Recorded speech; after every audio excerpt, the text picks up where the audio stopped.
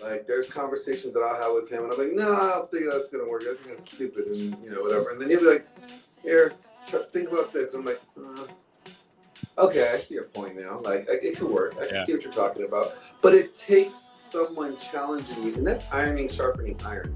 If you're not in the community of men that's not willing to challenge you, last night I challenged Michael Sartain on his idea on peace in relationships. And he said he phrased it as women are supposed to bring peace into a man's relationship. And I was like, I got a question for you about that. Is it really the woman's responsibility to bring a man peace? Or is it a man's responsibility to bring his own peace, and the woman's responsibility is not to fuck up that peace? And he's like, that's exactly what I'm talking about. I'm like, okay, cool. Now we can move along. But it took that to clarify. And I had to challenge him in order to get that out of him. Because if you would have done that, somebody would have just taken like, oh, this bitch doesn't bring me peace, so dismiss her. No. You bring your peace. Yeah. She can't fuck it up though. But it's those challenging conversations. It's those sparring matches. Like, look, men can either destroy each other or they can build each other up. But they do it the same way. Through sparring. So it's like, either I could train with you as a fighter and we could train and make each other better fighters, or I could kill you. Which one do you want?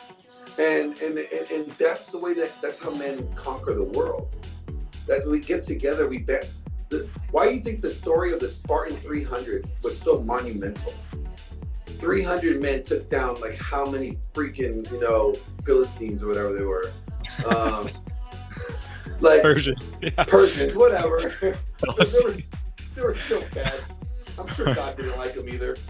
But like, how many of them did it take down? Thousands. And there are 300. Yeah. Why? Because those 300 trained together. Those 300 sparred together. They were a unit. A solid unit. They asked them, what is your job description? Why?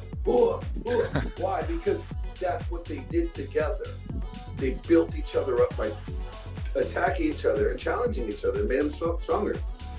That's where I think that this men's space, the manosphere space, has gotten soft. You have all these different communities in this space, right? And it's like, just because I challenge your idea doesn't mean I don't like you. It means I'm asking you to prove yourself, right? And a lot of guys act feminine and they don't want to have to prove themselves. Like, the only women I know always try to say, like, well, because that's what I said. Well, bitch, I don't care what you said.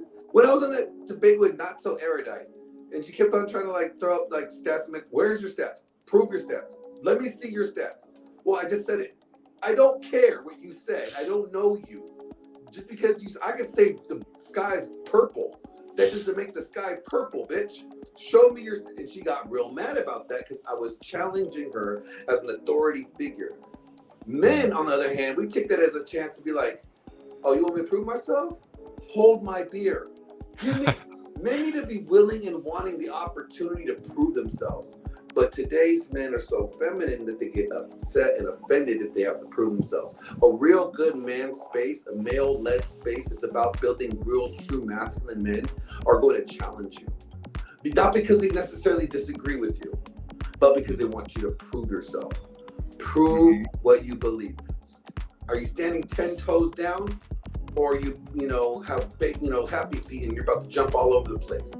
I mean, that's what you see with like people like Sneeko. Sneeko was one way, then all of a sudden, when it's convenient for him, he pivots to Muslims, right? What's his next pivot gonna be? Buddhism? I don't know. He's hanging out with Destiny a lot, so maybe. I mean, he might become a cuckologist too. That's such a good point, man, because like Huds has even challenged me a few times on this channel, and he's off air. But yeah, he's called me out before, and I wasn't having guys that were willing to just be like, dude, you're being a pussy.